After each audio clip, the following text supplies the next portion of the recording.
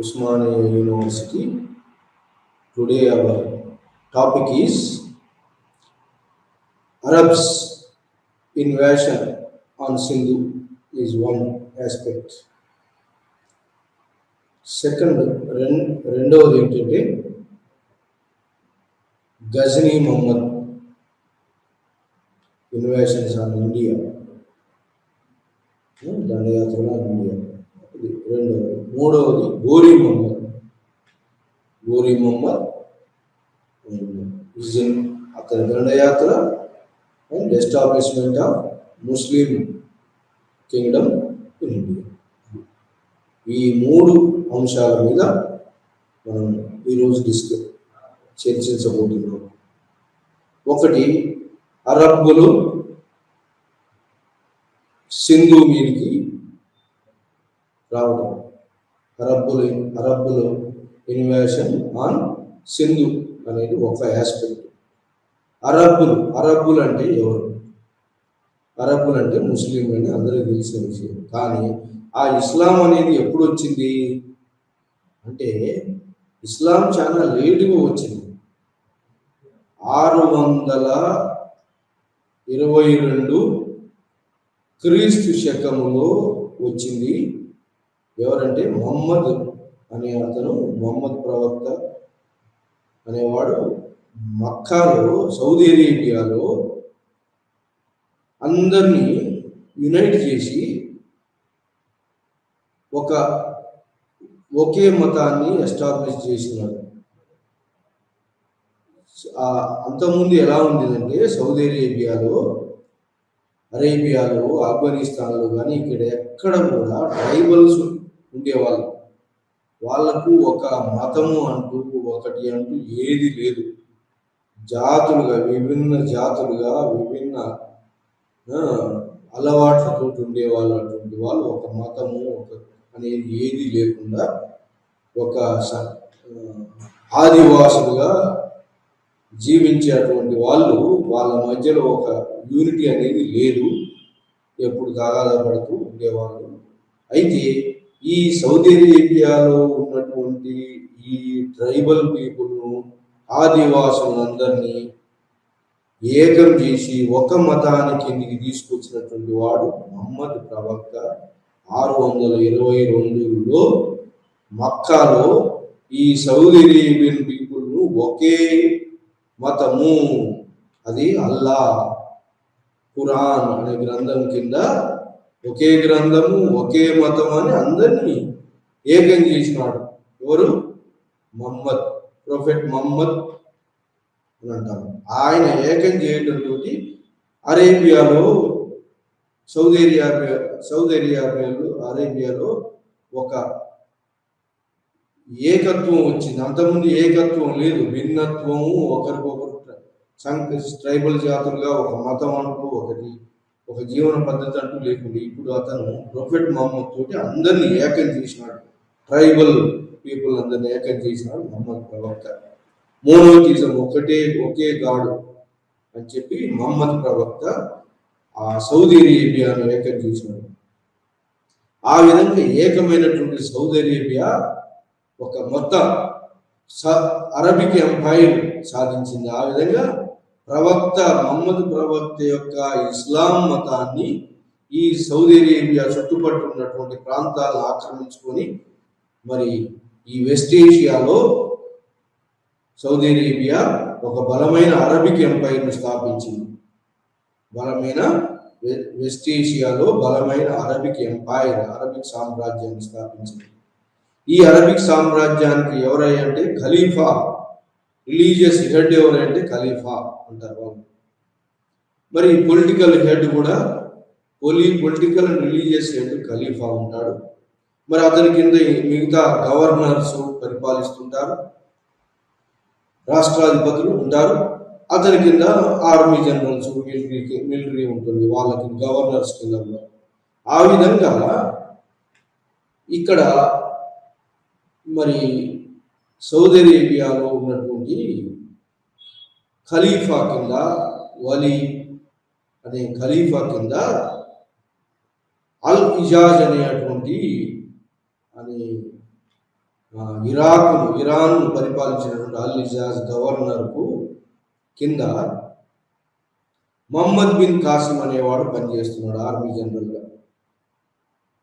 అయితే ఈ అల్ ఇజాజ్ అనేవాడు ఖలీఫా కింద గవర్నర్. అయితే అల్ ఇజాజ్కు శ్రీలంక నుంచి ఒక ప్రజెంటేషన్స్ పంపబడింది, అంటే ఒక బహుమతులు శ్రీలంక రాజు నుంచి అల్ ఇజాజ్ ముస్లిం రాజు పంపబడే. ఎక్కడి నుంచి? ఈ యొక్క సింధు ఏరియా నుంచి పంపబడ్డాయి. సింధు ఏరియా ఎవరి ఆధీనంలో, ఎవరి పరిపాలనలో ఉందంటే అక్కడ హిందూ రాజు ఉన్నారు. బ్రాహ్మణాబాద్ క్యాపిటల్ గా హిందూ రాజు బ్రాహ్మణుడు అతను. ఆ హిందూ రాజులు సింధు ఏరియాను, ఈ ప్రాంతాన్ని హిందువులే పరిపాలిస్తున్నారు ఆ ఏరియాను.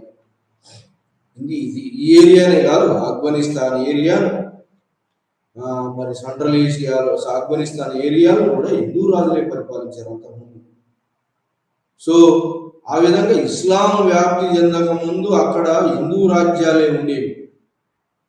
సో ఆ విధంగా మరి శ్రీలంక నుంచి పంపబడినటువంటి ఈ యొక్క ప్రజెంటేషన్స్ అల్ ఇజాజ్ అనే అటువంటి ఇరాక్ రాజు పంపబడ్డటువంటి, గవర్నర్ పంపబడ్డటువంటి ప్రజెంటేషన్స్ ఈ యొక్క సింధు ఏరియాలో తీర ప్రాంతంలో ఓడలు దొంగిలించేటువంటి వాళ్ళు దొంగిలించారు ఆ వస్తువులు. ప్రజెంటేషన్స్ దొంగిలిస్తే వాళ్ళను పట్టుకోవాలి, మరి ఈ ఏరియా మీ కింద ఉంటుందని చెప్పి బ్రాహ్మణాబాదును పరిపాలించినటువంటి హిందూ రాజును వాళ్ళను పట్టుకోవాలి. ఈ పైరేట్స్ అంటే సముద్ర దొంగలను మీరు పట్టుకొని పట్టుకోవట్లేదు అని చెప్పి వాళ్ళ మీద అలిగేషన్ పెట్టాడు. ఎవరు? ఇరాన్ అల్ ఇజాజ్ అనేవాడు అలిగేషన్ పెట్టాడు. ఎవరు? హిందూ రాజు మీద. ఎవరు? బ్రాహ్మణాబాద్ పరిపాలించిన హిందూ రాజు మీద సింధు ఏరియాలో ఓడ దొంగలు అతని ప్రజెంటేషన్ దొంగిలించారు, మరి దానికి మీరే రెస్పాన్సిబుల్ అని అంటే, అది నేనేమి రెస్పాన్సిబుల్, ఓడ దొంగలను కంట్రోల్ చేయడం నా వల్ల ఎలా అవుతుంది అని వీడు సరి అయిన రిప్లై ఇవ్వలేదు. సరి అయిన రిప్లై ఇవ్వకపోవడంతో ఆ అల్ ఇజాజ్ అనేటువంటి వాడు గవర్నర్, అతని కింద పనిచేసేటువంటి మహమ్మద్ బిన్ కాసిం అనేవాడిని, యంగ్ నెఫ్యూ వాడు, వానికి రిలేటివ్, వాడిని యంగ్ సోల్జర్, ఆ సోల్జర్ని కొంత సైన్యాన్ని ఇచ్చి ఈ సింధు ఏరియా పరిపాలించిన హిందూ రాజు మీద దండయాత్ర చేయమని పంపాడు. సో ఆ దండయాత్రలో మహమ్మద్ బిన్ కాసిం వచ్చి 1711 and 12లో ఈ హిందూ రాజును ఓడించి ఇక్కడ ఉన్నటువంటి కొంత హిందూ రాజును ఓడించి ఇక్కడ బ్రాహ్మణాబాదును పట్టుకుంటాడు, అట్లే ముల్తాను కూడా పట్టుకుంటాడు.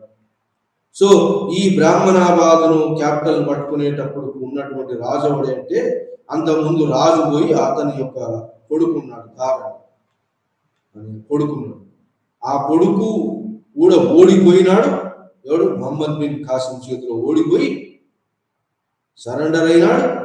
మరి సరెండర్ అయినా కూడా అతన్ని ఓడించి అతన్ని వధించి మరి అతని యొక్క సిస్టర్స్ ఇతను ఇతను బందీగా తీసుకొని ఆ సిస్టర్స్ ఖలీఫాకు పంపినాడు. ఇద్దరు సిస్టర్లు ఉన్నారు, ఇద్దరు సిస్టర్లను ఖలీఫా రిలీజియస్ పొలిటికల్ హెడ్ ఉన్న ఖలీఫాకు పంపారు ఇద్దరు సిస్టర్లు. అయితే పట్టుకునేటప్పుడు ఆ యంగ్ ప్రిన్సెస్ తోటి వీడు మిస్బిహేవియర్ చేసినాడని ఒక అభియోగం ఉంది. మిస్బిహేవియర్ చేసినాడు. అయితే అక్కడికి పంపిన తర్వాత వాళ్ళు ఖలీఫాకు వాళ్ళు రిప్రజెంట్ చేసినారు. ఎవరు? ఆ హిందూ రాజు యొక్క కూతుర్లు, హిందూ రాజు యొక్క సిస్టర్స్ వాళ్ళు ఖలీఫాకు ఇతని మీద మహమ్మద్ బిన్ కాసిం మీద 1712లో కాప్చర్ చేసి సింధును ఏరియాను, బ్రాహ్మణాబాద్ను పట్టుకొని ముల్తాన్ కూడా పట్టుకున్నాడు. సో ఈ ఏరియాను అతని కిందికి తీసుకొచ్చిన అతని మీద వీళ్ళు రాజకన్యలు ఏం చేసినారంటే ఆ సుల్ ఆ ఖలీఫాకు పొలిటికల్ హెడ్, మొత్తం పొలిటికల్ హెడ్, రిలీజియస్ హెడ్కు వాళ్ళు మిస్బిహేవియర్ చేశాడు మొహమ్మద్ బిన్ కాసిం అని.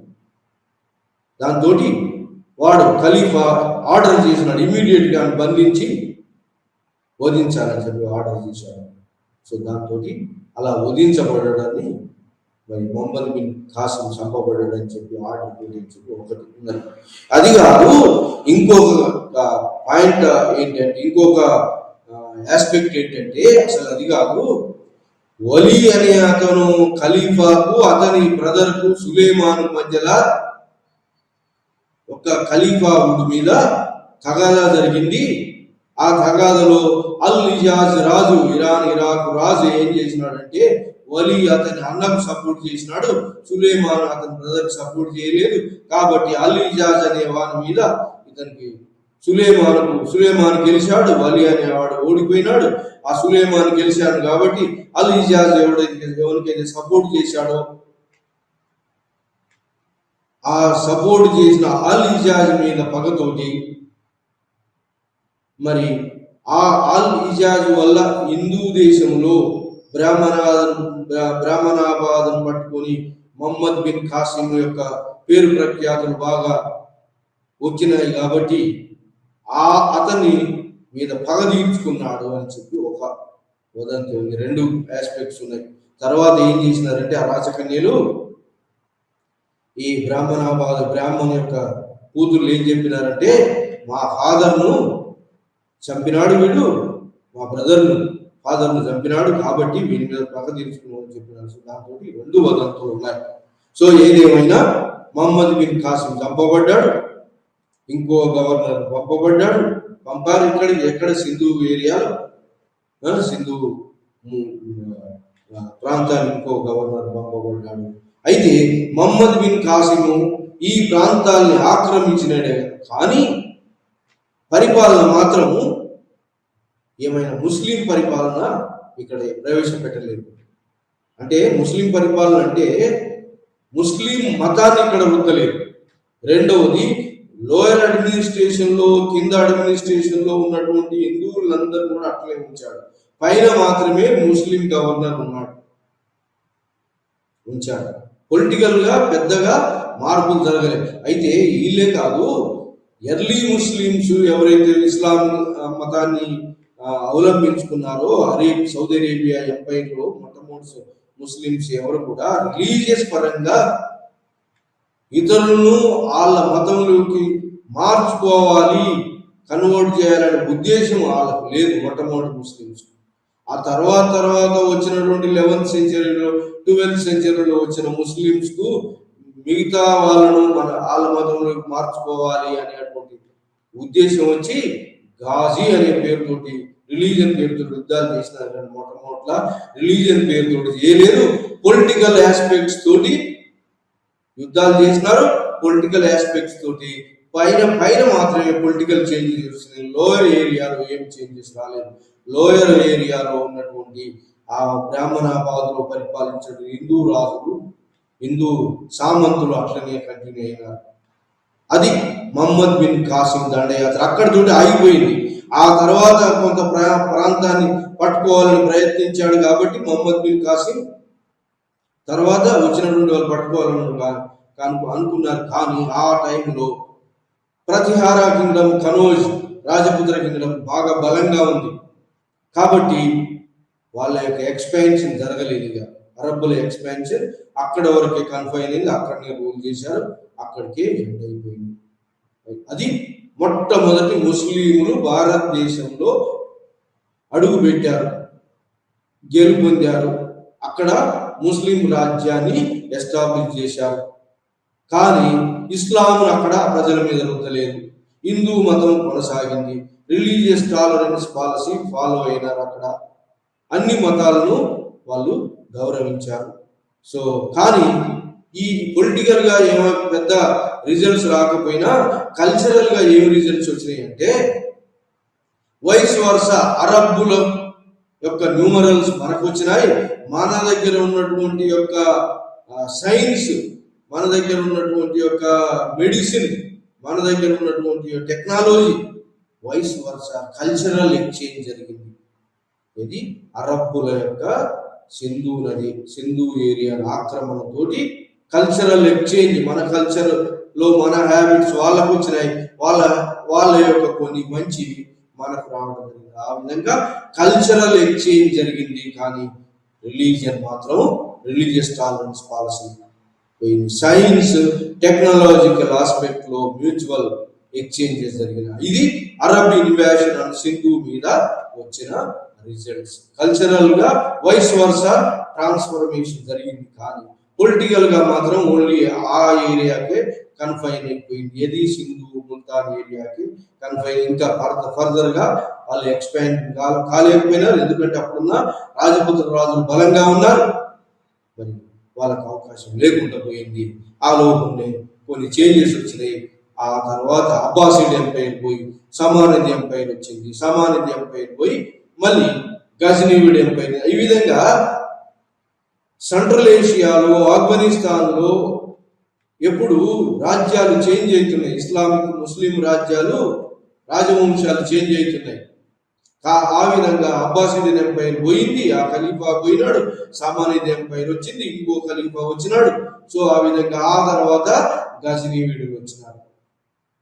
ఇది మరి మొహమ్మద్ బిన్ కాసిం దండయాత్ర. ఆ మొహమ్మద్ బిన్ కాసిం బ్రతుకుంటే కొంత ఎక్స్పాన్షన్ జరిగేది. ఆ చాలా బలమైనటువంటి వాడు. కానీ అతని తర్వాత వచ్చినటువంటి వాళ్ళంతా సుపీరియర్ జనరల్స్ కాదు. మొహమ్మద్ బిన్ కాసిం అనేవాడు చాలా సుపీరియర్ జనరల్ సార్. కాబట్టి ఏబుల్ ఆర్మీని సంపాదించుకొని వాడు మరి ఈజీగా భారతదేశం మీద ఉన్న రాజులను ఓడించి ఆ ప్రాంతాన్ని పట్టుకోగలిగాడు. అట్లాంటి సుపీరియర్ జనరల్స్ మళ్ళీ రాలేదు. కాబట్టి ఇక్కడ హిందూ రాజ్యాలు బలంగా ఉన్నాయి కూడా అక్కడికి ఆగిపోయింది. తర్వాత వచ్చిన గజనీవిడ్, ఇది ఎప్పుడంటే 1001 నుంచి వచ్చింది. ఇది ఈ ఏరియా నుంచి రాలేదు, వెస్ట్రన్ ఇండియా నుంచి రాలేదు. వెస్ట్రన్ ఇండియా నుంచి రాకుండా నార్త్ వెస్ట్రన్ పార్ట్ ఆఫ్ ఇండియాలో నుంచి వచ్చినటువంటి ఈ గజనీవిడ్ దండయాత్రలు. మహమ్మద్ గజనీ అనేవాడు మరి ఎక్కడంటే గజనీ ఏరియా నుంచి, ఆఫ్ఘనిస్తాన్ లో ఉన్నటువంటి గజనీ ఏరియా నుంచి వచ్చినటువంటి వాడు. కాబట్టి అతన్ని మహమ్మద్ గజనీ అన్నారు. సో ఆ 1001లో మన భారతదేశం మీద దండయాత్ర చేశాడు వాడు గజనీ మహమ్మద్. ఆ విధంగా ఆఫ్ఘనిస్తాన్ లో గజనీ నుంచి బయలుదేరినట్టు గజనీవిడ్ ఎంపైర్, అతను కూడా పెద్ద ఎంపైర్ ను స్థాపించాడు. అబ్బాసిడ్ ఎంపైర్ తర్వాత సమానాద్ ఎంపైర్, ఆ తర్వాత గజనీవిడ్ ఎంపైర్ వచ్చింది. ఆ తర్వాత వచ్చినది ఏంటి అంటే ముస్లిం ఎంపైర్, టర్కిష్ ఎంపైర్ అంటారు. Turkish empire. అది గజనీవిడ్ పోయిన తర్వాత తుర్కిష్ ఎంపైర్ వచ్చింది, టర్కీ ఎంపైర్ వచ్చింది. ఆ గజనీవిడ్లో మహమ్మద్ గజనీ సాధించిన విజయాలు 1001 నుంచి మన భారతదేశం మీద దండయాత్ర చేశాడు. ఎవరు? గజనీ. ఆఫ్ఘనిస్తాన్ నుంచి గజనీ. అతను చాలా బలమైనటువంటి వాడు. ఇక్కడనే సెంట్రల్ ఏషియాను పట్టుకున్నాడు, ఆఫ్ఘనిస్తాన్ మొత్తం పట్టుకున్నాడు. ఆ తర్వాత ఇండియాలో ఉన్నటువంటి ఆఫ్ఘనిస్తాన్ ఏరియాలో ఉన్నటువంటి రాజులు ఎవరంటే హిందూ షాహీ రూలర్స్, జయపాల రాజు ఆఫ్ఘనిస్తాన్ లో హిందువులు పరిపాలిస్తున్నారు. చూడండి వండర్ ఏంటంటే ఆఫ్ఘనిస్తాన్ ఏరియాను ముస్లింల కింద లేదు, హిందూ రాజుల కింద ఉంది. గజనీ వచ్చినప్పటికీ హిందూ రాజుల కిందనే. రాజా జయపాల హిందూ షాహీ కింగ్డమ్ రాజు, హిందూ షాహీ వంశం వాడు జయపాల రాజు. ఆ తర్వాత వచ్చినటువంటి వాడు ఆనందపాల రాజు, అతని కొడుకు. సో ఈ విధంగా గజనీ 1001లో మరి 1001 నుంచి భారతదేశంలో ఆఫ్ఘనిస్తాన్ లో ఉన్నటువంటి నార్త్ వెస్టర్న్ పార్ట్ ఆఫ్ ఇండియాలో ఉన్నటువంటి ఈ హిందూ షాహీ కింగ్డమ్ మీద దండయాత్ర చేసి ఆ జయపాల్ రాజును ఓడించాడు. సో జయపాల్ రాజు చనిపోయినాడు. అతని తర్వాత వచ్చినటువంటి వాడు అతని కొడుకు ఆనందపాలుడు మరి చాలా హీరోయిక్ గా పోరాడాడు. అయినప్పుడు కూడా అతను కూడా ఓడిపోయినాడు. ఆ విధంగా ఆనందపాలుడు మరి అతని యొక్క సబార్డినేషన్ ఒప్పుకున్నాడు. అయినప్పటికీ కూడా ఆ ఏరియాను ఈ గజనీయుడు ఆక్రమించుకున్నాడు. ఆ విధంగా హిందూ షాహీ కింగ్డమ్ ను ఏరియాను ఆక్రమించుకున్నాడు. ఆ విధంగా పంజాబ్ వరకు ఆక్రమించుకున్నాడు. ఆ తర్వాత ఏరియాలను మాత్రం గజనీ మహమ్మద్ ఆక్రమించుకోలేదు. ఎందుకంటే అతను అంతవరకే పరిమితం, పొలిటికల్ గా ఆ ఏరియా వరకే పరిమితం. హిందూ షాహీ కింగ్డమ్, ఆ తర్వాత పంజాబ్, వెస్ట్ పంజాబ్ వరకే ఆక్రమించుకున్నాడు. ఆ తర్వాత ఏరియాలు మాత్రం ప్లండరింగ్, లూటింగ్ రైడ్స్ యూజ్ చేసుకున్నాడు. ఆ విధంగా హిందూ షాహీ కింగ్డమ్ ని 1001, ఆ తర్వాత ఆనంద పాలన కూడా 1008లో ఓడించాడు. ఓడించి అతను కూడా ఎలిమినేట్ చేసినాడు. ఆ విధంగా ఆ తర్వాత ఏంటంటే ఇంకా పంజాబ్, ఈస్ట్ పంజాబ్లోకి వచ్చినాడు. ఆ తర్వాత కాశ్మీర్ ఏరియాలో కూడా పోయినాడు. కాశ్మీర్ ఏరియాలో అప్పుడు పరిపాలించిన పృథ్వీరాజు రాసు, ఈ అంతా కూడా పృథ్వీరాజు రాసు అనే కలహన రాజతరంగిణి, పృథ్వీరాజు రాసు అనే అటువంటి గ్రంథాలు, చాంద్ బర్దాయ్ రాసిన గ్రంథం, మరి ఈ యొక్క అరేబియా మహమ్మద్ బిన్ కాసిము యొక్క హిస్టరీ తెలియజేసేది ఏంటంటే చాచా నామా అని అతను రాసినటువంటి గ్రంథం. ఆ తర్వాత అది వేరే భాషలోకి తర్జుమా చేయబడి ఆ గ్రంథం వల్ల మహమ్మద్ బిన్ కాసిం సింధు ఆక్రమిస్తుంది. సో ఆ తర్వాత గజనీ దండయాత్రలు, ఈ యొక్క కలహాన్ని కాశ్మీర్ పరిపాలించినటువంటి దిడ్డా రానికి హిందూ షాహీ కింగ్డమ్ పడట్లేదు. కాబట్టి హిందూ షాహీ రాజులకు జయపాల రాజు కానీ ఆనంద పాలన కానీ దిడ్డా అనే క్వీన్ మొట్టమొదటిసారి భారతదేశంలో అతని యొక్క కొడుకు ప్రెసిడెంట్ గా ఉండి పరిపాలించినటువంటి ఆమె, ఆ తర్వాత ఆమె పరిపాలించింది. ఆమె యొక్క మనుమళ్ళను కూడా ఉంచి పరిపాలించింది. దిడ్డా మొట్టమొదటి ఉమెన్ ఈ కాశ్మీర్ రాణి. కలహాన్ని రాజతరంగం నుంచి తెలుస్తుంది. కాశ్మీర్ రాణి గురించి 12వ శతాబ్దంలో పరిపాలించింది. సో 12-11 శతాబ్దంలో కాశ్మీర్. సో ఆ విధంగా గజనీ మహమ్మద్కు హిందూ షాహీలకు సపోర్ట్ చేయలేదు. ఆ తర్వాత నెక్స్ట్ ఏంటంటే అతను నెక్స్ట్ ఏ రాజు మీద అంటే గజనీ దండయాత్ర, రాజపుత్రుల కింగ్డమ్ అయినటువంటి రాజపుత్ర రాజు మధుర మీద దండయాత్ర చేశారు. మధుర ఆ తర్వాత మధురాలో ఉన్నటువంటి మధురాలో అది శ్రీకృష్ణుని జన్మస్థానం మధుర ఆ యొక్క మధుర ఏరియాను ఇన్వైట్ చేసి అక్కడ ఉన్నటువంటి బ్యూటిఫుల్ కట్టడాలు, ఎన్నో కట్టడాలు ఉన్నాయి. ఆ బంగారు తోటి చేయబడే ఎన్నో కట్టడాలను ఇతను దొంగిలించాడని, ఇతను అంతా ప్లండరింగ్, లూటింగ్ రేట్స్ చేసినాడని. సో అది ఎంతో మందిని 5,000 మందిని పట్టుకున్నాడని, ప్రిజన్ స్లేవ్స్ గా తీసుకుపోయినాడని, ఎంతో అమౌంట్ ఎంతంటే మిలియన్స్ ఆఫ్ అమౌంట్స్ దినార్స్ అక్కడి నుంచి కొల్లగొట్టాడు అక్కడ మధుర నుంచి. ఆ తర్వాత ఇది మధురాను కొల్లగొట్టాడు. ఆ తర్వాత ఉత్తర భారతదేశంలో ఉన్నటువంటి కలింజర్ కోటను, ఉత్తర భారతదేశంలో ఉన్నటువంటి రాజపుత్ర మిగతా సంస్థానాలు కూడా పంజాబ్, ఈస్ట్ పంజాబ్, మరి రాజస్థాన్ ఏరియాలో ఉన్నటువంటి రాజస్థాన్ ఏరియాలో మరి ఆ లాస్ట్కు ఎక్కడంటే మరి కలింజర్ కోటను రాజపుత్ర రాజ్యాలు ఢిల్లీ మీద దండయాత్ర చేసి ఢిల్లీని కూడా అజ్మీర్ ఇవన్నీ రాజపుత్ర రాజ్యాలు. ఈ టైం వచ్చే వరకు, గజనీ మహమ్మద్ వచ్చే వరకు, మరి ముస్లిం దండయాత్ర వచ్చే వరకు ఉత్తర భారతదేశం ఏ విధంగా ఉందంటే ప్రతిహార సామ్రాజ్యం, ఈ ప్రతిహార సామ్రాజ్యం మరి రాష్ట్రకూట సామ్రాజ్యం రెండు కాంపిటీషన్ లో ఉండే 750 నుంచి 950 దాకా. ఈ రెండు కూడా క్షీణించి చిన్న చిన్న రాజ్యాలు ఏర్పడ్డాయి.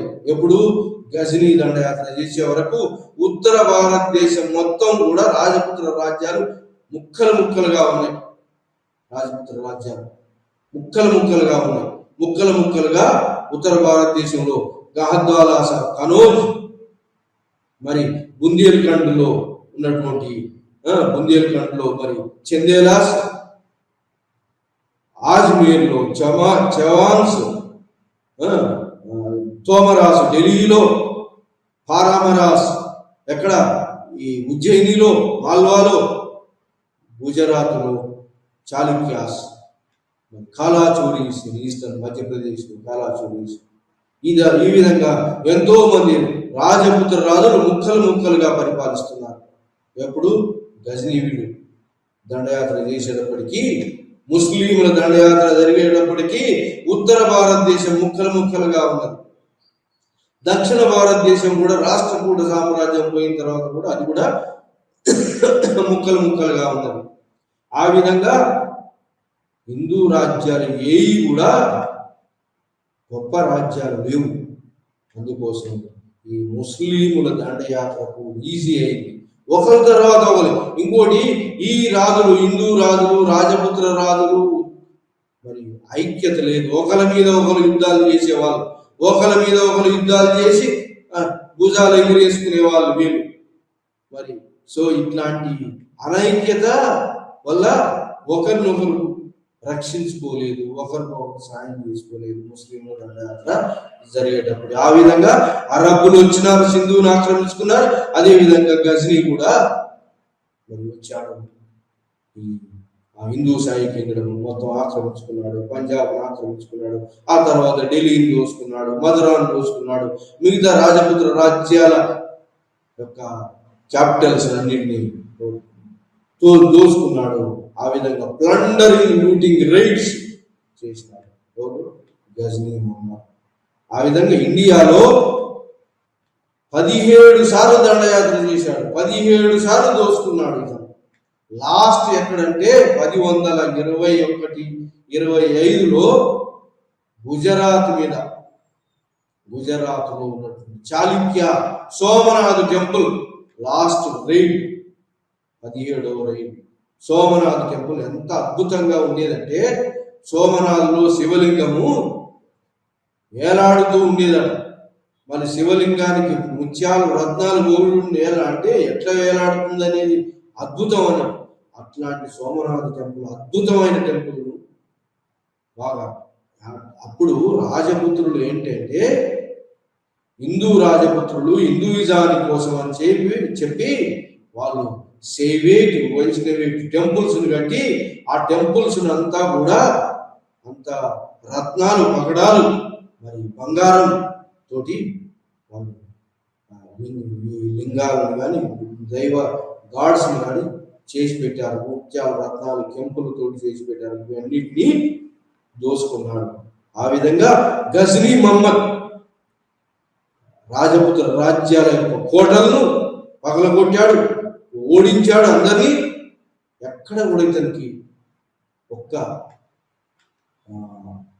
కాశ్మీరు రాని, కాశ్మీర్ మీద ఒక్క ఏరియాలోనే ఇతను వాళ్ళను ఓడించలేకపోయినాడు. కానీ మిగతా రైడ్స్లో ఎక్కడ కూడా ఎవ్వడు కూడా ఇతను గజనీ మహమ్మద్ని అడ్డుకోలేక అందరూ లొంగిపోయినాడు. అందరూ కూడా మరి అన్ని క్యాపిటల్స్ని కొల్లగొట్టాడు. మిలియన్ల కొద్ది బంగారాన్ని, ధనాన్ని అతని యొక్క గజనీయుడి ఎంపైర్కు బ్యూటిఫై చేయడానికి తీసుకుపోయినవారు గజనీ మహమ్మద్. గజనీ మహమ్మద్ భారతదేశంలో అప్పటికి హిందూ రాజుల కింద ఉన్నటువంటి ధనరాశులన్నింటినీ, మరి ధనరాశులే కాదు ఆర్టిజాన్ని కూడా తీసుకుపోయినాడు.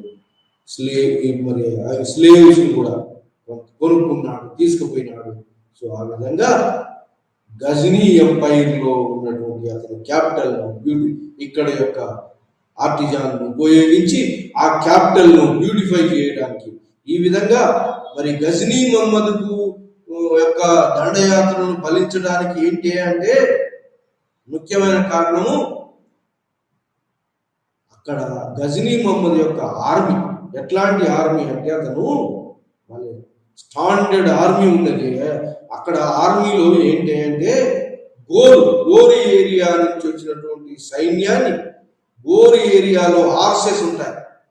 సెంట్రల్ ఏషియాలో హార్సెస్, బలమైన హార్సెస్ ఉంటాయి. అక్కడ బాగా ఎదుగుతాయి హార్సెస్. ఆ గజనీ మహమ్మద్కి అలాంటి హార్సెస్ దొరికినాయి. మరి బోరు ఏరియాలో ఐరన్ మైన్స్ ఉంటాయి. ఆ విధంగా బోరు ఏరియాలో ఉన్నటువంటి ఆర్మీ సోల్జర్స్ తీసుకున్నాడు. మరి అక్కడ ఏరియాలో ఉన్నటువంటి ఐరన్ మైన్స్ ను, అక్కడ ఏరియాలో ఉన్నట్టు సెంట్రల్ ఏషియాలో ఉన్నటువంటి హార్సెస్ ను యూజ్ చేసుకున్నాడు. ఇంకోటి గాజీ అంటే religious spirit, convert the other people into Islamic empire స్థాపించాలి అనేటువంటి ఉద్దేశం. అంటే ఇస్లాం గజనీని బ్యూటిఫై చేయాలి అనేటువంటి ఉద్దేశంతో మిగతా అందరినీ గ్యాదర్ చేశాడు. ఆ విధంగా అందరికి కూడా సోల్జర్స్ కూడా ఇతను పంచిచ్చేవాడు. రిలీజియస్ స్పిరిట్ మరి ఆర్మీలో ఇంబైబ్ చేశాడు. కాబట్టి రిలీజియస్ స్పిరిట్ ఇంబైబ్ కావడంతో అలాంటి ఆర్మీ రాజపుత్రులను ఈజీగా ఓడించి ఇక్కడ ఉన్న ధనాన్ని, హిందూ దేశంలో గంగా మైదానంలో ఉన్నటువంటి ధనాన్ని అంతా దోచుకున్నాడు. ముఖ్యంగా మధురాను, ఢిల్లీని, కనోజును, కలంజర్ పోర్టును, ఈ విధంగా అంతా మరి రాజస్థాన్ ఏరియాలో ఉన్నటువంటి రాజులను, ఏది రాజపుత్ర రాజ్యాలను క్యాపిటల్ అక్కడ ఉన్నటువంటి మరి ధనరాశులను, ఆ లాస్ట్కు గుజరాత్ మీద చాళుక్యుల రాజధాని అయినటువంటి అనిల్వారలో పెద్ద సోమనాథ టెంపుల్ కొల్లగొట్టాడు. ఆ విధంగా 17 సార్లు దండయాత్ర చేసి అతను క్లియర్గా ఏంటంటే ఇండియాలో ఇస్లాం రాజ్యాన్ని స్థాపించాలనే ఉద్దేశం లేకుండా, కాబట్టి ప్లండరింగ్, లూటింగ్, రేడ్స్ చేసి ఎంతో మంది ఆర్టిజాన్స్ ఇక్కడి నుంచి తీసుకుపోయి, స్లేవ్స్ కూడా ఇక్కడి నుంచి తీసుకుపోయి గజనీ ఏరియాలో అతని యొక్క రాజ్యాన్ని బాగా బ్యూటిఫై చేశాడు. మరి అతని యొక్క బూటీని కూడా, అతను కొల్లబూటిని కూడా సోల్జర్స్ పంచించాడు. ఈ విధంగా సోల్జర్స్ యొక్క సుపీరియారిటీ, మరి ఐరన్ ఆర్మ్స్, ఇంకా ఒకటి ఏంటంటే ఐరన్ ఆర్మమెంట్స్, హార్స్ పవర్ తోటి హిందూ రాజులందరినీ ఓడించగలిగింది గజనీ ఓడించి 17 సార్లు దండయాత్ర చేసి ఉత్తర భారతదేశాన్ని అంతా కొల్లగొట్టినప్పటికీ మన ఈ రాజపుత్ర రాజ్యులు ఏమీ యొక్క లెసన్స్ నేర్చుకోలేదు. ఏమయ్యా, ఇన్నిసార్లు వచ్చి వాడు దండయాత్ర చేసి ఇన్నిసార్లు కొల్లగొడితే ఉత్తర భారతదేశం గంగా మైదానం, ఉత్తర భారతదేశం రాజస్థాన్, మధ్య రాజస్థాన్ ఈ ఏరియాలను, మాల్వా ఏరియాలు, రాజపుత్ర రాజ్యాలను కొల్లగొడితే మన హిందూ రాజపుత్ర రాజులు ఏమైనా దాని నుంచి ఏమైనా నేర్చుకున్నారా? ఏమీ నేర్చుకోలేదు. వీళ్ళు బలమైన టెక్నిక్స్ డెవలప్ చేసుకోలేదు, ఓడిపోయినారు ఇన్నిసార్లు. మరి వాళ్ళ టెక్నిక్స్, హార్స్ పవర్ లాంటి పవర్ పెంచుకోలేదు వీళ్ళు. మరి ఆర్మమెంట్స్ కూడా వాళ్ళు ఐరన్ మైన్స్ తోటి బుల్లెట్ ప్రూఫ్ తయారు చేసుకున్నారు. మరి sharp iron weapons, proof iron తోటి వాళ్ళు చేసుకున్నారు. ఆర్చరీ ఇవన్నీ నేర్చుకున్నారు. మరి ఇవన్నీ ఏం టెక్నిక్స్ నేర్చుకున్నారా? టెక్నిక్స్ కాదు, మరి ముస్లిం దండయాత్రలో వస్తాయి, మరి మొత్తం భారతదేశాన్ని దోచుకుంటారనే కూడా నేర్చుకోలేదు. 175 years తర్వాత 1025 తర్వాత 1090 దాకా, అంటే దాదాపు 175 సంవత్సరాల తర్వాత మళ్ళా అదే ఆఫ్ఘనిస్తాన్ నుంచి ఘోరీ మహమ్మద్ వచ్చినాడు. అప్పటిదాకా మన హిందూ రాజులు ఏమీ మేల్కొనలేదు, ఏమీ మరి బయట ఏం జరుగుతుంది, వారు టెక్నిక్స్ వాళ్ళు ఎట్లా మరి బలమైనగా యూజ్ చేసుకుంటారు, మన హిందూ రాజులకు ఏమీ మేలుకొల్పు జరగలేదు. ఇన్నిసార్లు ఓడించినప్పటికీ కూడా వాడు ఈ గజనీ మహమ్మద్ రాజ్యం ఎందుకు కూలిపోయిందంటే, గోరులు ఎందుకు విజృంభించారంటే, ముఖ్యంగా ఇతను అసహనం పరిపాలన అతని గజనీ క్యాపిటల్లో అతని క్యాపిటల్లో ఆ చుట్టుపక్కల ఏరియా కొంత మంచిగా ఉన్నప్పటికీ, బ్యూటిఫై చేసినప్పటికీ, ఆ ఏరియా చేసినప్పటికీ మిగతా ఏరియాలో పరిపాలన అసమర్థుల పరిపాలన సమర్థవంతమైన పరిపాలన ఇవ్వలేదు పబ్లిక్. అందుకోసం వచ్చి పబ్లిక్ అంటే అప్పుడు ముస్లింలు తిరుగుబాటు చేసినారు. ఆ తిరుగుబాటులో ముందున్నటువంటి వాళ్ళు గోరీలు. నేను అంతకుముందే చెప్పాను, గోరీ అనే area superior for the iron, superior for the horses రెండింటికి. మరి ఆ ఏరియాలో ఉన్న ట్రైబల్ జాతుల వాళ్ళు. సో ఆ విధంగా వాళ్ళు అగ్రికల్చర్ కూడా బాగా ఉండేది, ఐరన్ మైన్స్ ఉండేవి, మరి ఆర్సెస్ ఉండేవి. కాబట్టి అక్కడ నుంచి వచ్చినటువంటి మహమ్మద్ గోరీ మహమ్మద్ అతను వచ్చినాడు. ఆ విధంగా గోరీ మహమ్మద్ మరి గజ్నీ మహమ్మద్ను డిస్ప్లేస్ చేసి అతని రాజ్యాన్ని కూలదోసి ఇతను వచ్చినాడు గోరీ మహమ్మద్ ఏంటి అంటే ఇంకా టెక్నిక్స్, ఇంకా హార్స్ పవర్ ను టెక్నిక్స్ ఇంకా బాగా బలంగా యూజ్ చేసుకున్నాడు. మరి ఆర్మీని గాజీ రిలీజియస్ స్పిరిట్ ని ఎంకరేజ్ చేశాడు. ఆ విధంగా గోరీ మహమ్మద్ ఆఫ్ఘనిస్తాన్ నుంచి ఇతను గోరీ ఏరియా నుంచి చూసినాడు. అతను గజ్నీ ఏరియా నుంచి గజ్నీ మహమ్మద్ అన్నాడు. గోరీ ఏరియా నుంచి చూసినాడు గోరీ మహమ్మద్ అన్నాడు. సో ఆ విధంగా గోరీ మహమ్మద్ క్లియర్ గా అతను గెలుపొందిన తర్వాత, ఆఫ్ఘనిస్తాన్ మొత్తం ఆక్రమించిన తర్వాత, ఆ యొక్క గజ్నీ ఎంపైర్ మొత్తం అతని చేతిలోకి తీసుకున్న తర్వాత నెక్స్ట్ హిందూ రాజ్యానికి ఇతను యొక్క దృష్టి మళ్ళీ హిందూ రాజ్యాన్ని అప్పటికి ఆఫ్ఘనిస్తాన్ ఏరియా, పంజాబ్ ఏరియాలో హిందూ రాజులు ఉన్నారు. ముఖ్యంగా ఎవరంటే అప్పటికి ఇంకా ఈ చౌహాన్స్ ఆజ్మీర్ లో ఉన్నారు. ఢిల్లీ కూడా చౌహాన్లు వశం చేసుకున్నారు. ఈ విధంగా పృథ్వీరాజ్ చౌహాన్ అనేవాడు, చౌహాన్ ఉన్నాడు, బలమైన వాడు ఉన్నాడు పృథ్వీరాజ్ చౌహాన్. మరి దహద్వాలాస్ కనౌజ్ లో ఉన్నారు అప్పటికి.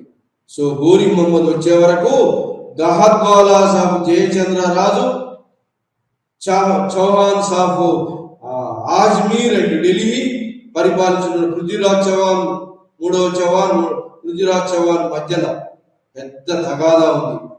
ఆ విధంగా రాజపుత్ర రాజులు ఎక్కడ మాల్వాలో, ఉజ్జయినిలో పరామరాస్ ఉన్నారు, గుజరాత్ లో చాళుక్యాస్ ఉన్నారు. మరి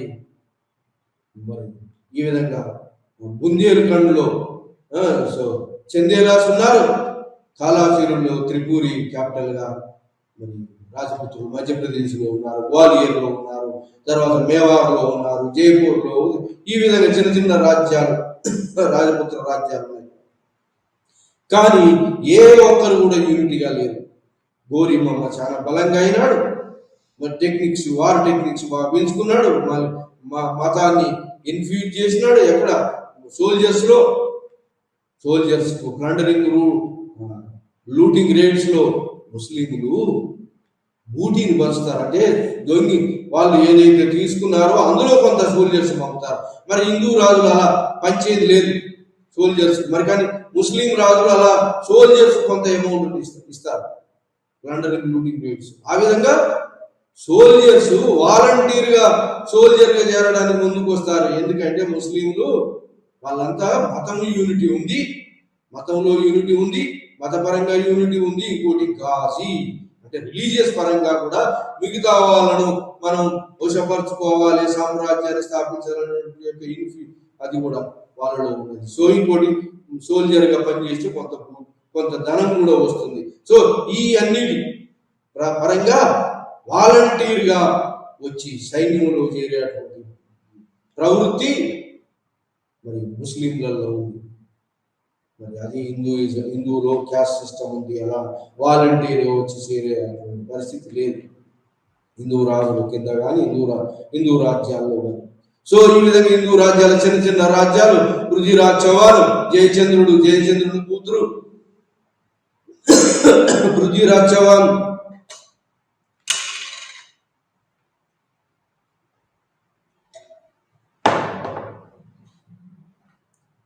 జయచంద్రుని కూతురు పృథ్వీరాజ్ చౌహాన్ ప్రేమించిందని అతను జయచంద్రుని యొక్క అనుమతి లేకుండా పృథ్వీరాజ్ చౌహాన్ ఎత్తుకొని పోయి పెళ్లి చేసుకున్నాడని ఆ పృథ్వీరాజ్ చౌహాన్కు జయచంద్రునికి మధ్యలో వైరం ఉన్నారు.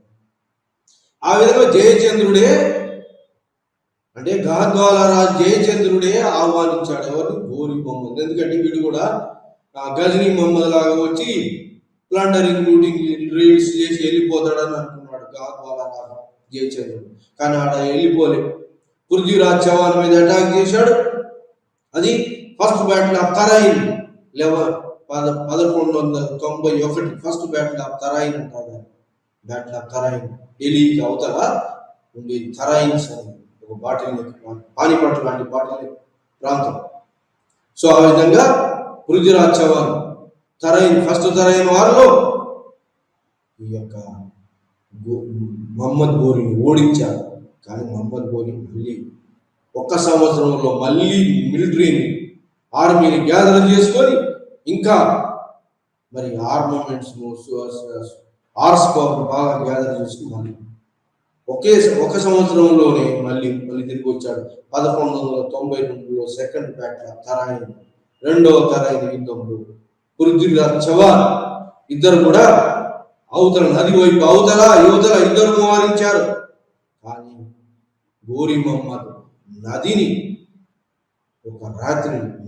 దాటి రాత్రి ఎగువకు పోయి ఎక్కడ నుంచి అయితే నదిని దాటాల్సి వస్తుందో ఆ విధంగా అక్కడ స్మాల్ బోట్స్ క్రియేట్ చేసి ఆ విధంగా నదిని దాటి పృథ్వీరాజ్ చౌహాన్ యొక్క సైన్యం నిద్రమత్తులో ఉండగానే చౌహాన్ యొక్క సైన్యం మీద పడి Prithviraj Chauhan second battle of Tarain ఓడించాడు. ఎవడు? మహమ్మద్ గోరీ. ఆ విధంగా పృథ్వీరాజ్ చౌహాన్ పట్టుకున్నాడు, ఓడించాడు, ఢిల్లీని పట్టుకున్నాడు. ఆ విధంగా ఢిల్లీని పట్టుకున్నాడు. ఎవడు? మహమ్మద్ గోరీ ఢిల్లీని పట్టుకున్నాడు. సో ఆ విధంగా ఢిల్లీ క్యాపిటల్గా అక్కడి నుంచి నెక్స్ట్ జయచంద్రుని మీద దండయాత్ర చేసినాడు. గహద్వాల అతన్ని ఓడించాడు, అతన్ని ఎలిమినేట్ చేశాడు. ఆ విధంగా ఇతను ఎక్కడైతే ఏ ప్రాంతాన్ని అయితే పట్టుకున్నాడో ఆ ప్రాంతంలో అతని పరిపాలనను ఒక కన్సాలిడేట్ చేసుకోవడమే కాకుండా ఆ ప్రాంతం నుంచి నెమ్మదిగా మిగతా ప్రాంతం మీద దండయాత్రలు మొదలుపెట్టాడు. ఆ విధంగా గోరీ మొహమ్మద్ మరి పృథ్వీరాజ్ చౌహాన్ కింగ్డమ్ను మరి ఆక్రమించిన తర్వాత గహద్వాల రాజు జయచంద్రుని ఆ తర్వాత కలంజర్ పోర్టును పట్టుకున్నాడు. బుందేల్ఖండ్ ఏరియాలో ఉన్నటువంటి కలంజర్ పోర్టును కూడా బుందేల్ఖండ్ ఏరియాను పరిపాలించినటువంటి వాళ్ళను కూడా ఓడించాడు. ఎవరు? చందేలాస్ను కూడా ఓడించాడు. ఎవరు? గోరీ మొహమ్మద్. ఆ విధంగా రాజస్థాన్లో ఉన్నటువంటి రాజపుత్రులందరినీ ఓడించాడు.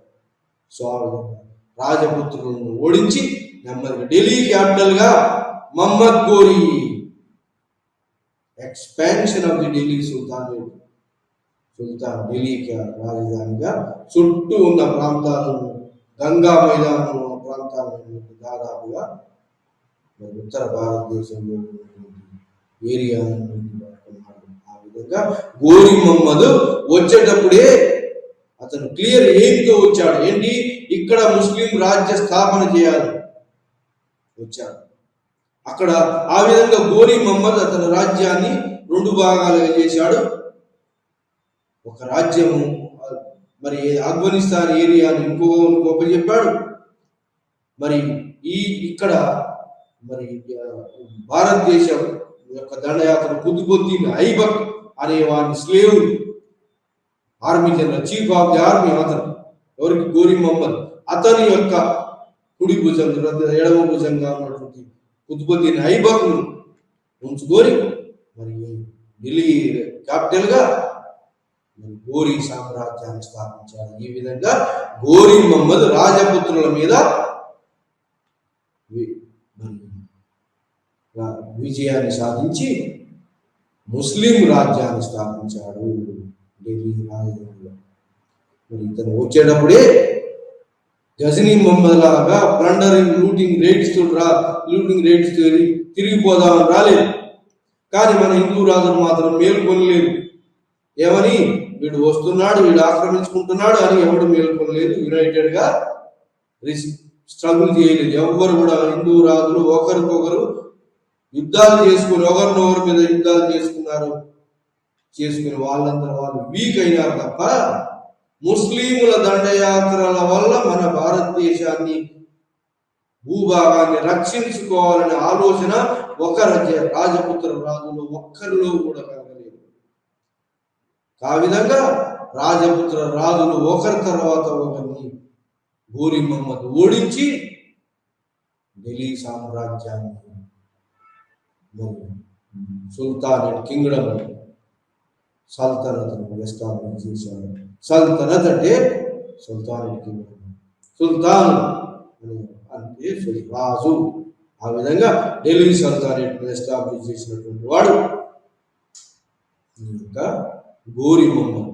మరి ఘోరీ మహమ్మద్కి విజయానికి ముఖ్య కారణం ఏంటి అంటే నేను చెప్పాను, ముస్లింలు ముఖ్యంగా అంటే అరబ్బులు పీరియడ్లో ఉన్నటువంటి రిలీజియస్ జీల్ వేరు. వాళ్ళు హిందువులను కన్వర్ట్ చేయాలనేటువంటి ఆలోచన లేదు. కాబట్టి పొలిటికల్గా వాళ్ళు మరి టాలరెంట్ పాలసీ ఫాలో అయ్యి అది మొహమ్మద్ బిన్ కాసిం అయినా ఆ టైంలో ఉన్న ఇస్లామిజం కూడా టాలరెంట్ రిలీజియన్ అరబ్బుల పీరియడ్లో. ఆ తర్వాత నెమ్మదిగా గజనీవిడ్ పీరియడ్లో సెంట్రల్ ఏషియాలో ఆఫ్ఘనిస్తాన్లో వచ్చిన మార్పు ఏంటంటే రిలీజియస్ ఎంపైర్ స్థాపించాలని, అవతల వాళ్ళను తమ మతంలోకి మార్చుకోవాలని. ఆ మతపరంగా అందరి యూనిటీ ఉంది. ఎవరిలో? ఇస్లామిక్ రాజు ఖలీఫా ఒకడే ఉంటాడు హెడ్. అది ఎప్పటిదాకా కొనసాగిందంటే 1922 దాకా ఖలీఫా ఉన్నాడు. అప్పటిదాకా ఖలీఫా రిలీజియస్ హెడ్ ఒకడే ఉన్నాడు. మరి పొలిటికల్ హెడ్ కూడా ఉండేవాడు. ఆ విధంగా ఒక సామ్రాజ్యం తర్వాత ఒక సామ్రాజ్యం వచ్చినప్పటికి కూడా మతపరమైన యూనిటీ ఉండేది. ముస్లిం రాజ్యాల్లో యూనిటీ ఉండేది. ఇంకోటి ముస్లిం మిలిటరీలో ఇంకొకటి ఏంటంటే వాళ్ళు తాను కొల్లగొట్టిన ధనంలో నుంచి కొంత ధనాన్ని సోల్జర్స్కి ఇచ్చేవాళ్ళు. మరి వాళ్ళు డైరెక్ట్ గా ముస్లిం రాజులు యుద్ధ భూమిలో పాల్గొనేవారు. గుడ్ టెక్నిక్ ఆర్స్ పవర్ యూజ్ చేశారు. మరి ఐరన్ టెక్నిక్స్ యూజ్ చేసిన ఐరన్ ఆర్మ్స్ అండ్ ఆర్మరీ అంటే అది ఈ యొక్క బాడీని తొడుక్కునేటువంటి మరి ఆర్చరీ విలుగుజ్జలు ఇవన్నీ టెక్నిక్స్ మరి war techniques superior war techniques ఉన్నాయి ముస్లింల దగ్గర. రిలీజియస్ జీల్ ఉన్నది. మరి అందుకోసం హిందూ రాజుల మీద గజనీ మొహమ్మద్ గెలిచాడు. 170 సంవత్సరాల తర్వాత ఘోరీ మహమ్మద్ వచ్చిన దాకా హిందూ రాజులు నిద్రలో ఉన్నారు. నిద్రమత్తులో ఉండి ఒకరి మీద ఒకరు దండయాత్ర చేసుకున్నారు. కానీ అవతల వైపులో ఎట్లాంటి వార్ టెక్నిక్స్ డెవలప్ అవుతున్నాయి, ముస్లింలు ఎలా దండయాత్ర చేసి మనల్ని ఓడిస్తున్నారు, ఎలాంటి వార్ టెక్నిక్స్ వాళ్ళలో ఉన్నాయి, మరి మన మధ్యలో ఎందుకు లేవు అనే ఆలోచన ఎవరికి రాలేదు. ఆ విధంగా ఘోరీ మహమ్మద్ వచ్చి ఫస్ట్ తరాయిన్ వారిలో పృథ్వీరాజ్ చౌహాన్ ఓడించినప్పటికీ మరి ఆ సెకండ్ తరాయిన్ వారు ఫస్ట్ తరాయిన్ వారిలో మరి రాజులు కనుక హిందూ రాజులు రాజపుత్ర రాజులు కనుక యునైటెడ్ గా ఉన్నట్టయితే ముస్లిం రాజ్యము మన ఇండియాలోకి వచ్చేది కాదు. ముస్లిం రాజ్య స్థాపన జరగడానికి ముఖ్యంగా కారణం ఏంటంటే హిందూ రాజపుత్ర రాజుల మధ్యలో అనైక్యత. మరి దక్షిణ భారతదేశం కూడా ముక్కలుగా ఉన్నది. ఉత్తర భారతదేశం ముక్కలుగా ఉండి ఒకరి మీద ఒకరు యుద్ధాలు చేస్తున్నారు. వారి టెక్నిక్స్ డెవలప్ చేసుకోలేదు. అదేవిధంగా దక్షిణ భారతదేశం అట్లా మొత్తం హిందూ దేశంలో గుప్త సామ్రాజ్యం తర్వాత అర్షన్ తర్వాత ఒక గొప్ప రాజు బయలుదేరలేదు. రాష్ట్రకూటుల తర్వాత ప్రతిహార రాజ్యం తర్వాత మరి గొప్ప రాజులు అసలు లేకుండా 10th 12th సెంచరీ మధ్యలో హిందూ దేశం అంతా భారతదేశం అంతా ముక్కలుగా ఉన్నది. కాబట్టి ఈ యొక్క ముక్కలుగా ఉన్నటువంటి భారతదేశాన్ని వాళ్ళ superior war techniques, arms, armoury, మరి armaments, superior horse power, religious zeal, వాటితో వాళ్ళు గెలుపొందారు. మరి హిందూ రాజులలో అనైక్యత, ముఖ్యమైన అనైక్యత ఎక్కడుందంటే హిందూయిజంలో ఉన్నటువంటి సోషల్ హైరార్కీ సిస్టమ్, సామాజిక వ్యవస్థలో హైరార్కీ, బ్రాహ్మణులు సుపీరియర్ అట, క్షత్రియులు రెండో వర్గం అట, సో మిగతా వాళ్ళందరూ వాళ్ళకు బానిసలట. అందుకోసం ఒక్క రాజపుత్రులే యుద్ధ భూమిలో యుద్ధాలు చేసేవాళ్ళు, అక్కడక్కడ సోల్జర్స్ను, ఎవరు సోల్జర్స్ అంటే శూద్రులు, మిగతా వాళ్ళను తీసుకున్నారు. కానీ ఆ సోల్జర్స్ శూద్రులు కాబట్టి పేమెంట్ కోసం వచ్చినటువంటి వాళ్ళు రిలీజియస్ జీల్ లేదు. ఇంకోటి రాజపుత్ర రాజులు క్షత్రియుల మధ్య యూనిటీ లేదు. విన్నారా? రాజపుత్ర క్షత్రియుల మధ్యలో యూనిటీ లేదు. మరి బ్రాహ్మణులు సుపీరియర్, మరి బ్రాహ్మణుల క్షత్రియుల మధ్యలో యూనిటీ లేదు. ఇంకోటి హిందువుల మొత్తం మీద ఈ సోషల్ సిస్టమ్, సామాజిక వ్యవస్థ ఏదైతే ఉందో, ఇది కుల మతాల యొక్క సిస్టమ్, మరి అది అలాంటిది ఇస్లాంలో లేదు. అంత వ్యత్యాసాలు సామాజిక వ్యవస్థలో, అంత వ్యత్యాసాలు, అందరూ ఒకటే, అందరూ అల్లా ప్రొఫెట్ మొహమ్మద్ అందరికి ఒకటే, ఖురాన్ ఒకటే గ్రంథం, రిలీజియస్ మోనోథిజం ఉంది. సో మరి మన దగ్గర బహు విగ్రహారాధన, ఎవరికి దోసింది వాడే పూజిస్తాడు. కొందరు శక్తి పూజ అంటారు, కొందరు విష్ణు అంటారు, కొందరు శివుడు అంటారు, కొందరు దుర్గా అంటారు, కొందరు పోచమ్మ అంటారు, కొందరు ఎల్లమ్మ అంటారు. ఈ విధంగా ఈ యొక్క మతాలు, పూజలు అంతా డిఫరెన్షియేషన్. కాబట్టి సామాజిక ఐక్యత లేదు. సామాజిక ఐక్యత లేదు కాబట్టి రాజకీయ ఐక్యత కూడా లేదు. కనీసం రాజుల మధ్యలో ఉన్న ఐక్యత ఉందా అంటే రాజుల మధ్యలో ఐక్యత కూడా లేదు. ఇంకా ఏంటి అంటే రాజులు అంతా నిద్రలోనే ఉన్నారు. అవతల వైపు ఎలాంటి టెక్నిక్స్ డెవలప్ అవుతున్నాయి. మన దగ్గర మరి సెంట్రల్ ఏషియాలో ఉన్న హార్స్ పవర్, అట్లాంటి హార్స్ బ్రీడింగ్ మన దగ్గర ఉండదు. మనం ఎంతైనా అరబ్బుల తోటో సెంట్రల్ ఏషియాలో ఉన్న హార్స్ మాత్రమే తెప్పించుకోవాలి. ఇక్కడ అలాంటి హార్స్ పవర్ లేదు. కాబట్టి మరి రాజపుత్ర రాజ్యాలు ఎంత సుపీరియర్ రాజైన, ఎంత బలవంతుడైనా హార్స్ పవర్ ఉండాలి. మూమెంట్, మరి హార్స్ పవర్ సరిపోయినట్టు, horse power elephantry power, slow movement అది పనిచేయదు. రథాల మీద రథాలు ఇవి పనిచేయవు. మరి ఇంకా ఆర్మ్స్ వాళ్ళ సుపీరియర్. ఇంకోటి వాళ్ళు జాకెట్, బుల్లెట్ ప్రూఫ్ జాకెట్ వేసుకునే మన దగ్గర లేదు. అలాంటి మరి వార్ టెక్నిక్స్ డెవలప్ చేస్తున్నారు. రిలీజియస్ జీల్ ఉంది, మన దగ్గర రిలీజియస్ జీల్ లేదు, వార్ టెక్నిక్స్ లేవు, ఐక్యత లేదు. సామాజిక వ్యవస్థలో మరి చిన్న భిన్నమైనప్పుడు అందరూ కూడా. కాబట్టి ఈ డిజ్యూనిటీ అంతా ఉంది. కాబట్టి రాజులు ఓడిపోయినారు, ముస్లింలు గెలిచినారు. ఆ విధంగా ముస్లింల సామ్రాజ్యం ఢిల్లీ రాజధానిగా మహమ్మద్ గోరి కుతుబుద్దీన్ ఐబక్ యొక్క సహాయంతో ఎస్టాబ్లిష్ చేయగలిగాడు, ముస్లిం రాజ్య స్థాపన చేయగలిగాడు. ఇది రాజపుత్ర రాజులు ఓడిపోవడానికి, ముస్లింలు గెలవడానికి ముఖ్యమైనటువంటి కారణాలు. రాజపుత్ర రాజులలో ఏ ఒక్కరిలో కూడా యూనిటీ లేదు. పరస్పరం కొట్లాడుకోవడం, భుజాలు ఎగిరేసుకోవడం, నేనే గొప్ప. అంతేగాని అవతల వైపు ఎనిమి వస్తున్నాడు, వాడు అందరూ మరి సుపీరియర్ టెక్నిక్ తోటి వస్తున్నాడు, మరి రిలీజియస్ జీల్ తోటి ఆర్మీ వస్తుంది అనేటువంటి ఈ రిలీజియస్ జీల్లు రాజపుత్ర రాజులు మన సోల్జర్స్ లో నింపలేదు. మన సోల్జర్స్ లో అలాంటి టెక్నిక్స్ కూడా నేర్పలేదు. కాబట్టి ఎంత పోరాడినా టెక్నిక్స్ ఉండాలి. ఇంకోటి రాజపుత్ర రాజులు స్ట్రైట్ ఫార్వర్డ్ అయ్యారు.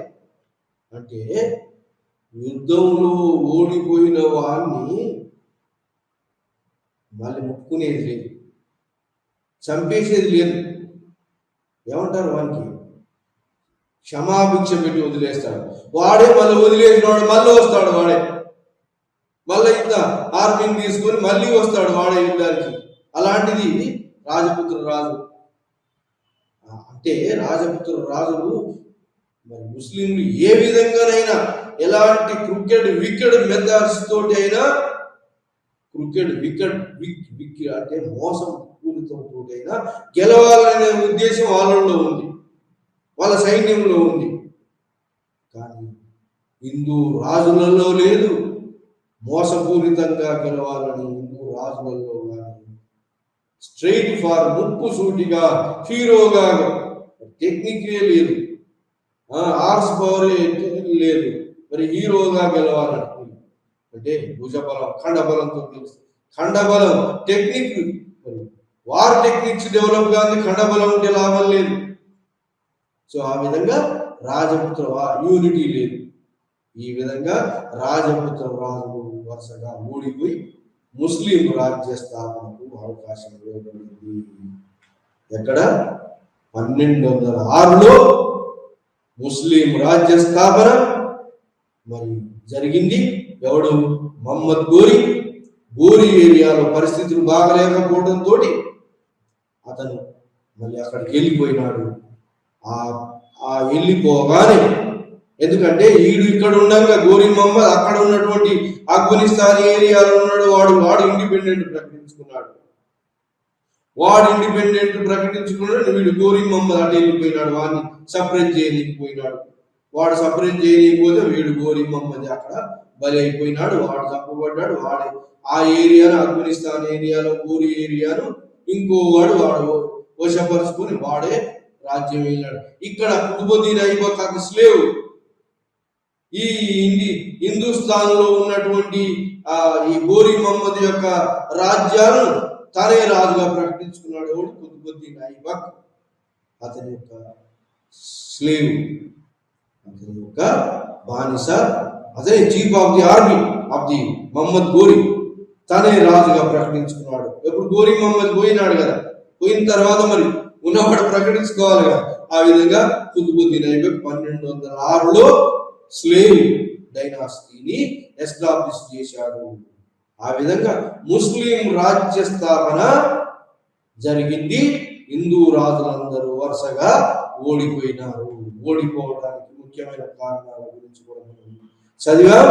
ఎందుకంటే మరి మతంలో ఉన్నటువంటి ఒక అనైక్యత, రాజకీయ అనైక్యత, వార్ టెక్నిక్స్ డెవలప్ కాకపోవడం మన వాళ్ళలో అన్నీ ఉన్నాయి. ఇవన్నీ కూడా పాజిటివ్ సైడ్ ఉన్నాయి. వాళ్ళకి ఎవరికి? ముస్లిం వాళ్ళ రిలీజియస్ ఐక్యత ఉంది, టెక్నిక్స్ డెవలప్ చేసినారు. వాళ్ళ సోల్జర్స్ లో కూడా మరి ఊటీని పంచేవాళ్ళు యుద్ధంలో. కాబట్టి వాళ్ళ సోల్జర్స్ కూడా వాలంటరీగా మతం పేరు ఘాజీ మతం మిగతా వాళ్ళ రిలీజియన్ లోకి తీసుకురావాలని యుద్ధం చేశారు. ఆ విధంగా రిలీజియస్ జీల్తో యుద్ధం చేశారు ముస్లింస్, సుపీరియర్ టెక్నిక్స్ తోటి. మరి హిందూ రాజులలో అలాంటిది లేదు. మరి వికెట్ మెథడ్స్ కూడా వీళ్ళు ఫాలో అవ్వాలి. రాజపుత్రులు రాజటీవీలాగా యుద్ధాలు చేస్తే క్రికెట్ మెథడ్, వికెట్ మోసపూరితమైన మెథడ్స్ ముస్లిం ఫాలో అయినారు. వీళ్ళు రాజబాటలోనే పోయినారు. కానీ మరి గెరిల్లా వార్ లాంటిది పోలేదు వీళ్ళు. ఆ విధంగా వాళ్ళు గెరిల్లా పద్ధతులు, అన్ని పద్ధతులు యూజ్ చేసి వాళ్ళు గెలుపొందారు. హిందూ రాజులు ఓడింపబడ్డారు. ఇది మనం ఈరోజు ఆ విధంగా 1206లో ముస్లిం రాజ్య స్థాపన. గోరి మహమ్మద్ అక్కడే పోయినాడు. అక్కడ వాడు తిరుగుబాటు చేస్తున్నాడు, పోయాడు, అక్కడే చనిపోయినాడు.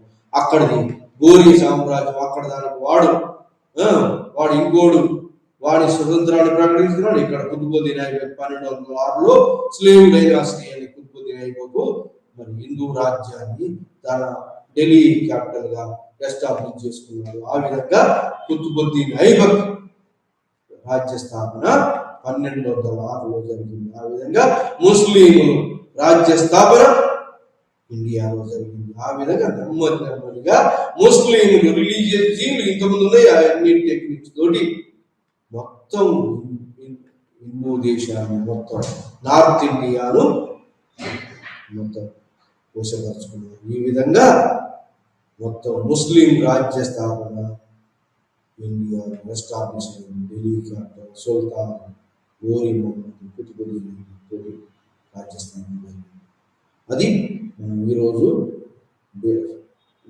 చర్చించినప్పుడు. Thanks to